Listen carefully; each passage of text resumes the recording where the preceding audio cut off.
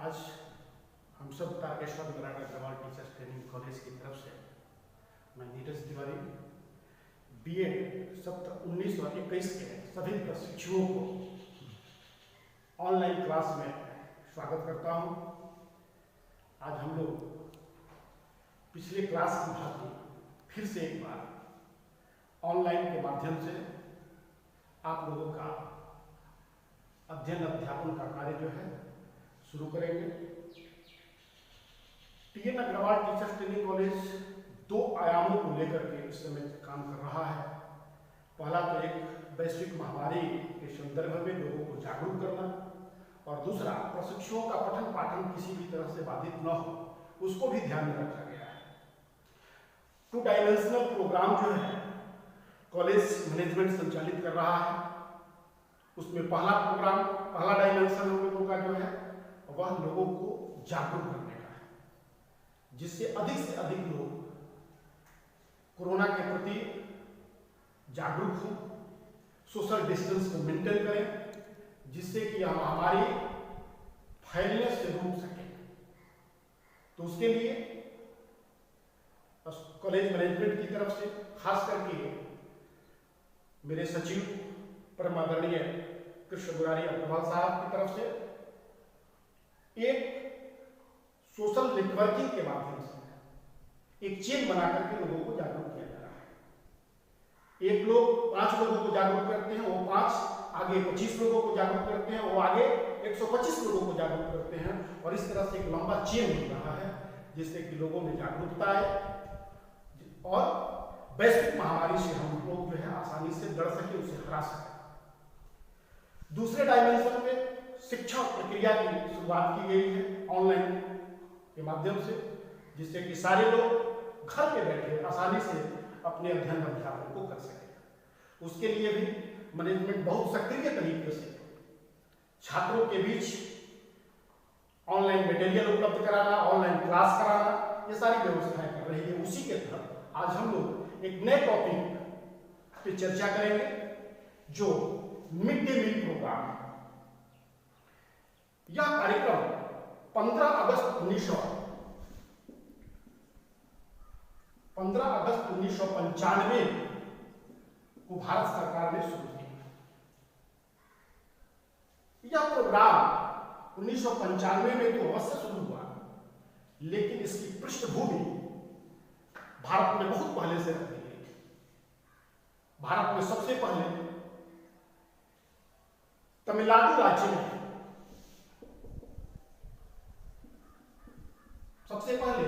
तमिलनाडु की इस कार्यक्रम की शुरुआत की गई। उसे देखा गया, जांचा गया, परखा गया कि क्या यह कार्यक्रम जो है बच्चों के स्कूल में आने की ललक को पैदा कर पा रहा है या नहीं कर पा रहा है। तो इस कार्यक्रम की प्रेरणा का स्रोत जो है वह तमिलनाडु राज्य का है। तमिलनाडु में इस कार्यक्रम की शुरुआत का जो उद्देश्य था वह था कि विद्यालय में बच्चों की उपस्थिति कैसे बढ़ाई जाए। इनका उद्देश्य था बच्चों की उपस्थिति को बढ़ाना। इसके लिए उन्होंने 1925-26 में ही, बहुत पहले 1925-26 में इस तरह के कार्यक्रम की शुरुआत उन्होंने किया। इसको बहुत छोटे पैमाने पर उन्होंने देखने की कोशिश की। मद्रास कॉर्पोरेशन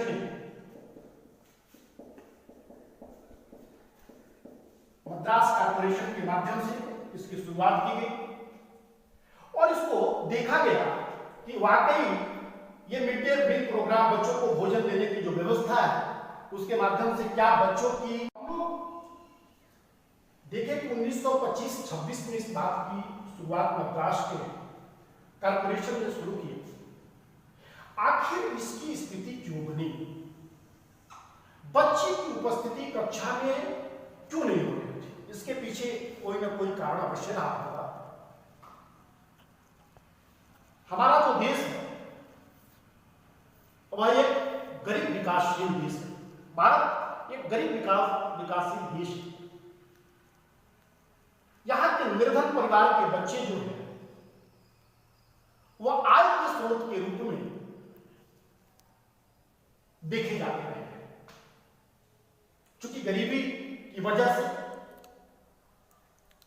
वह खेतों में काम करने के लिए अपने अभिभावकों के साथ कार्य करने के लिए मजबूर हो जाते थे और वह विद्यालय में नहीं जा पाते थे। खासकर जब कृषि का कार्य चल रहा होता था, क्योंकि भारत गांवों का देश है, कृषि प्रधान देश है, तो वहां के बच्चे अपने अभिभावकों के साथ, माता पिता के साथ खेतों में चले जाते थे, खलिहानों में चले जाते थे। परिणामस्वरूप उनकी स्कूल में उपस्थिति जो है बहुत कम होती थी। गरीबी के इस कारण की वजह से बच्चे विद्यालय में उपस्थित नहीं हो पाते थे, बहुत कम उनकी उपस्थिति होती थी। तमिलनाडु गवर्नमेंट ने इस पर गंभीरता से विचार किया कि यदि उनकी गरीबी को कुछ इस तरीके से हम प्रोत्साहित करके कि उनकी गरीबी कैसे कम हो सके, या उनकी गरीबी के माध्यम से जो पढ़ने वाले बच्चे हैं वह नहीं पढ़ पा रहे हैं, तो उसके समाधान के लिए हम क्या कर सके। तो उन्होंने जो है मिड डे मील प्रोग्राम जैसे योजना को लागू करने की ठानी और प्रायोगिक तौर पर उन्होंने देखने की कोशिश किया कि वाकई यह कार्य जो है संभव हो पाता है कि नहीं। यानी जो उनका लक्ष्य था कि बच्चों की उपस्थिति किसी तरह से बढ़ाई जाए, इस लक्ष्य में वो सफल हो पा रहे हैं कि नहीं हो पा रहे। इसलिए उन्होंने 1925-26 में इन्होंने इस योजना को लागू किया और इसका परिणाम सुखद रहा। इसका परिणाम सुखद रहा। बच्चों की उपस्थिति इसकी वजह से बढ़ी। जब बच्चों की उपस्थिति कक्षा में बढ़ी तो गवर्नमेंट को बड़ी खुशी हुई और गवर्नमेंट को लगा कि इस योजना को आगे बढ़ाने की जरूरत है। और जनता की डिमांड पर, तमिलनाडु के जनता के डिमांड पर इसे 1956 में पूरे राज्य में लागू कर दिया गया। क्योंकि इसका सफल जो है परिणाम दिखा। इसके कार्यक्रम में 1961 में अमेरिका जैसे देश ने सहयोग भी किया। अमेरिका की सहायता मिली और यह कार्य और तेज गति से आगे बढ़ता चला गया। वैसे तो भारत में प्राचीन परंपरा रही है बच्चों को निःशुल्क पढ़ाने की और उनके भोजन की व्यवस्थाएं की, शुरू से ही रही है। गुरुकुल पद्धति में वैदिककालीन शिक्षा व्यवस्था में इस बात का बहुत ही स्पष्ट तरीके से जिक्र है कि बच्चे गुरुकुल में जाते थे, उनके खाने पीने रहने सबकी व्यवस्थाएं जो है वहां के गुरुकुल के जो है आश्रम के लोग करते थे, आश्रम के गुरु करते थे। इसलिए पढ़ने में कोई दिक्कत नहीं आती थी, न उनके खाने के न आर्थिक स्थिति की दिक्कत थी और न ही उनके कोई शुल्क लगता था, उसकी भी दिक्कत नहीं थी। तो तमिलनाडु सरकार ने इस योजना को बड़ी जो है सफलता के साथ आगे बढ़ाया। इसी से प्रेरणा लेते हुए भारत सरकार ने 15 अगस्त 1995 में इस योजना की शुरुआत की। इस योजना की शुरुआत 15 अगस्त 1995 में उन्होंने तो किया, लेकिन इसके मुख्य उद्देश्य जो है प्राप्त हो, क्योंकि तमिलनाडु गवर्नमेंट ने इसके उद्देश्य को प्राप्त किया था। उन्होंने भी इसके लिए उद्देश्य निर्धारित किए और उद्देश्य को निर्धारित करते हुए पहला ही उद्देश्य उन्होंने रखा कि छात्रों को स्कूल में पूरे समय तक अच्छा है कि बच्चों के नामांकन में वृद्धि की जाए। बच्चों की संख्या जो है क्लास में कम हो रही थी, बच्चे आगे क्लास में जाते हुए जो है अपना जो है नाम कटवा देते थे, पढ़ते नहीं थे। इसलिए पहला जो है भारत सरकार के समक्ष जो है समस्या खड़ी हुई, तो उसमें पहला जो था वो बच्चों के नामांकन से लेकर था कि आखिर नामांकन को बढ़ाया जाए, नामांकन को कैसे बढ़ाया जाए, उसके लिए इस योजना को लागू किया और पहला उद्देश्य उन्होंने निर्धारित किया कि बच्चों की नामांकन में वृद्धि की जाए। बच्चे जब ज्यादा नामांकित होंगे तो स्वाभाविक है कि समाज में, देश में, राज्य में जो भी लोग हैं उनमें साक्षरता दर की स्थिति बढ़ेगी, लोग पढ़ेंगे, पढ़ने वालों की संख्या बढ़ेगी, क्योंकि अलग अलग राज्यों में साक्षरता दर काफी जो है अंतर साक्षरता दर में देखने को मिलता है, इसलिए नामांकन में वृद्धि हो इसके लिए जरूरी था कि इस तरह की योजना लागू हो। दूसरा उन्होंने उद्देश्य रखा कि छात्रों को स्कूल में पूरे समय तक रोके रखना। होता क्या था कि बच्चे कक्षा में जाते थे और कुछ समय रुकते थे, उसके बाद स्कूल से वो अपने घर की तरफ चले जाते थे, काम के लिए चले जाते थे। अभिभावकों का भी वो रहता था कि जाकर के जल्दी वहां से जाकर चले आना, जिससे कि खेती में और उनका हाथ बढ़ाया जा सके। इसलिए बच्चे स्कूल में बहुत देर तक नहीं रुकते थे। नहीं रुकने का एक और कारण भी था उनके पास, क्योंकि उन्हें भूख लगती थी, खाने की व्यवस्थाएं उस तरह से नहीं होती थी, इसलिए वह घर की तरफ रवाना हो जाते थे। तो स्कूल में यदि मिड डे मील जैसे प्रोग्राम, खाने की व्यवस्था यदि हो गई, इस तरह की हो गई, तो बच्चों को स्कूल में रोकने में आसानी हो सकती थी। इसलिए इसका उद्देश्य रखा गया कि बच्चों को पूरे समय तक जब तक स्कूल चलता है वह रुके। उनके रोकने से फायदा भी था, क्योंकि वह रुकते नहीं तो पठन पाठन की जो संपूर्ण प्रक्रिया है उससे वह छूटे रह जाते, उससे वह वंचित हो जाते। इसलिए वो पूरे समय तक स्कूल में रुकना उनके लिए आवश्यक था। तीसरा उन्होंने उद्देश्य निर्धारित किया कि बच्चों को स्कूल छोड़ने की प्रवृत्ति में कमी नहीं जाए। तमाम तरह के जांचों के उपरांत यह पाया गया कि बच्चे बहुत अधिक संख्या में स्कूल छोड़ देते हैं। उसके कारण को जब देखा गया तो उसमें मुख्य रूप से गरीबी झलकी, तो उसकी वजह से यह प्रोग्राम को लॉन्च किया गया कि नहीं चलिए इस तरह का प्रोग्राम होगा तो उनकी गरीबी को कम करने में आसानी मिलेगी और उनकी प्रवृत्ति में कमी आएगी। यदि समस्याएं नहीं होंगी तो वह स्कूल क्यों छोड़ेंगे?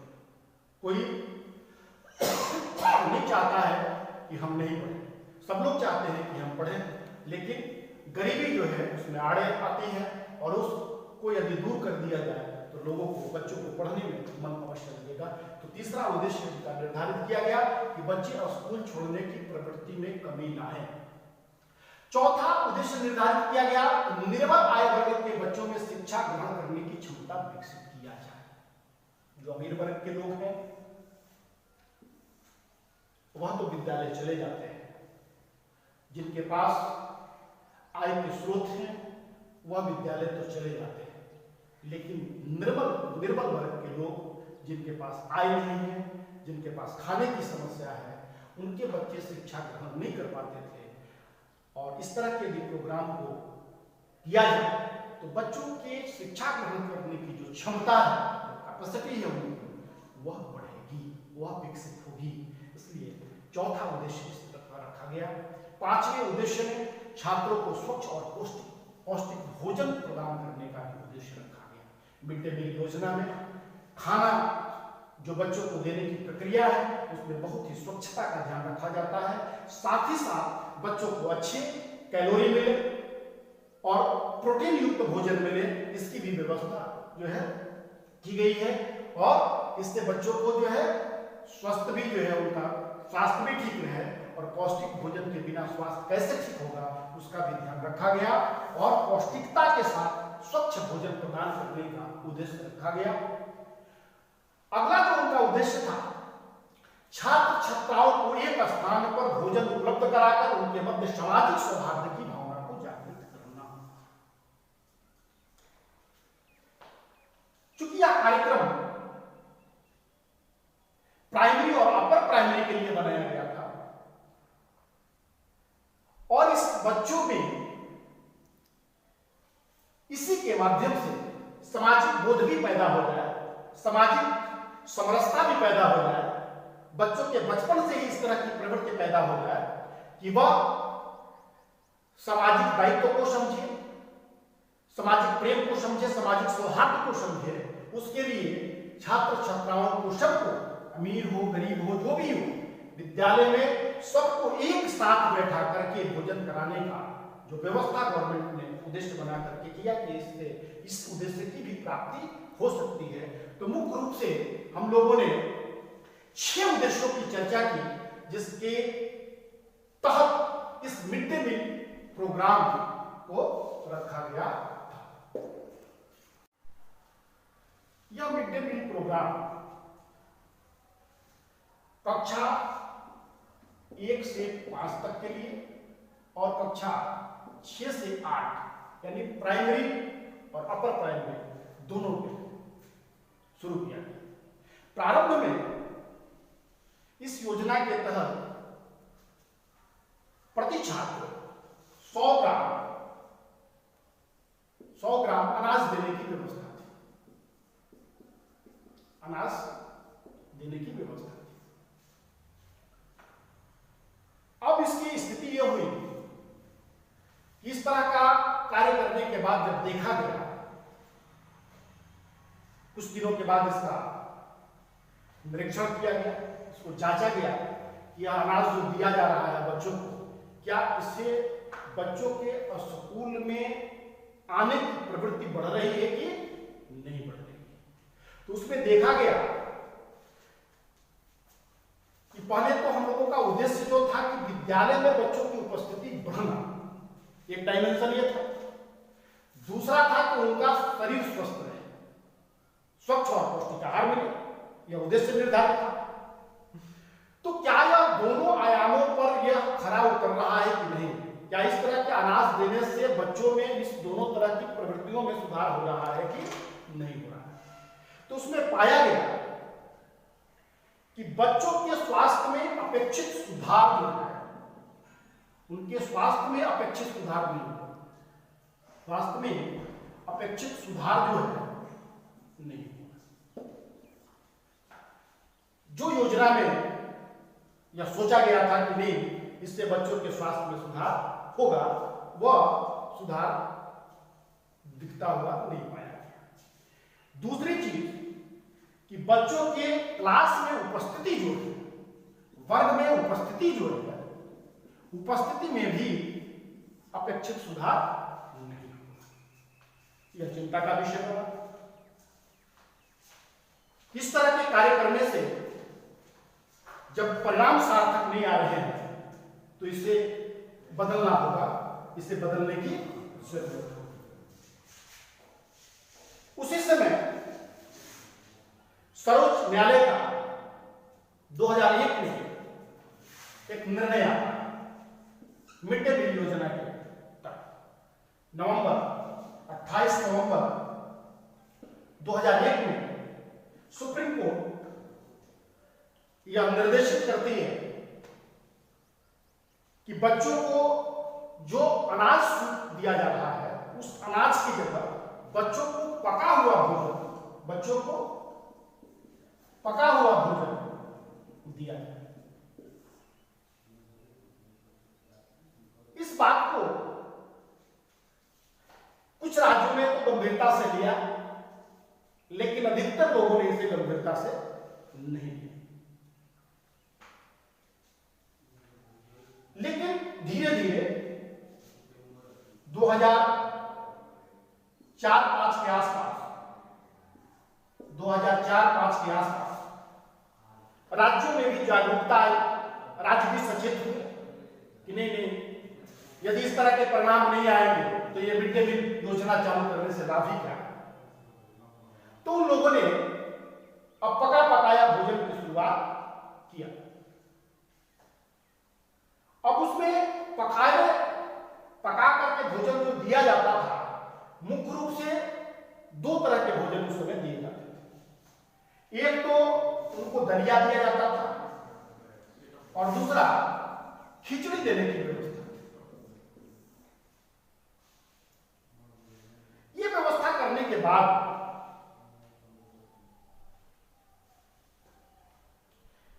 2004 के आसपास इसकी पुनः समीक्षा रिव्यू किया। इस रिव्यू में पाया गया कि दलिया और खिचड़ी जो है अरुचिकर होने की वजह से विद्यार्थियों द्वारा इसे ग्रहण नहीं किया जाता। विद्यार्थी इसे ग्रहण नहीं करते, विद्यार्थी खाने में रुचि नहीं लेते। परिणामस्वरूप बच्चों की उपस्थिति अब भी सुधरी नहीं, यानी अपेक्षित सुधार जो है, अपेक्षित सुधार में कमी पाई गई, सुधार में कमी दिखी। जितना उनमें सुधार होना चाहिए था वह सुधार नहीं हो पाया। ये बड़ी चिंता का विषय होगा। पहले केवल अनाज देने की व्यवस्था थी, तो भी सुधार नहीं हुआ, नहीं उनके स्वास्थ्य में सुधार हुआ और न ही उनके वर्ग की उपस्थिति में सुधार हुआ। जब खाना को पका के दिया जाने लगा तब भी बच्चों के भोजन ग्रहण करने में अरुचि पैदा हुई और पुनः वर्ग कक्ष में उपस्थिति में सुधार नहीं हुआ। अब सरकार फिर इस पर चिंतन करने के बाद इसमें बदलाव करने की सोची और बदलाव करने के बाद उन्होंने पुनः इसके लिए नवीन तरह के भोजन प्रबंध की व्यवस्था उन्होंने सोची और उसमें उन्होंने विचार किया कि बच्चों के कैलोरी अच्छी मिल सके और प्रोटीन की मात्रा भी बच्चों को मिल सके। इसलिए आगे जाकर के वर्ग 1 से 5 तक के बच्चों के लिए उन्होंने 450 कैलोरी ऊर्जा उन्हें दी जा सके, ऐसी बात सरकार की योजना में शामिल की है। साथ ही साथ उन्हें 12 ग्राम प्रोटीन भी मिल सके, इसकी भी व्यवस्था की गई। वर्ग 6 से 8 के लिए 700 कैलोरी और उनके लिए 20 ग्राम प्रोटीन की बात सोची गई और उसका प्रावधान किया गया। इस तरह की व्यवस्था की गई। अब स्वाभाविक था कि इतनी कैलोरी ऊर्जा और इतने ग्राम जो है प्रोटीन की बात तो की गई, इसमें खर्च भी आएगा। तो खर्च के लिए गवर्नमेंट ने प्राइमरी के लिए 3 रुपया 86 पैसा का प्रावधान किया प्रति छात्र। कितने पैसे में इनको इस तरह की कैलोरी और प्रोटीन दी जा सकती है। और 6 से 8 के लिए 5 रुपये 78 पैसे की व्यवस्था इन्होंने की। इसके माध्यम से बच्चों को इस प्रकार की कैलोरी और प्रोटीन को प्रदान किया जा सकता है। वैसे समय के साथ जैसे जैसे जरूरत पड़ी भारत सरकार ने इसमें संशोधन भी किया। बार बार हम देख रहे हैं कि स्टार्टिंग से ही इसकी समीक्षा रिव्यू किया जाता रहा, जरूरतें बदलती गई और बदलती जरूरतों के हिसाब से इसके पूरे मेनू में चेंजिंग की गई। आज वर्तमान में यदि हम देखें तो अप्रैल 2020 में भी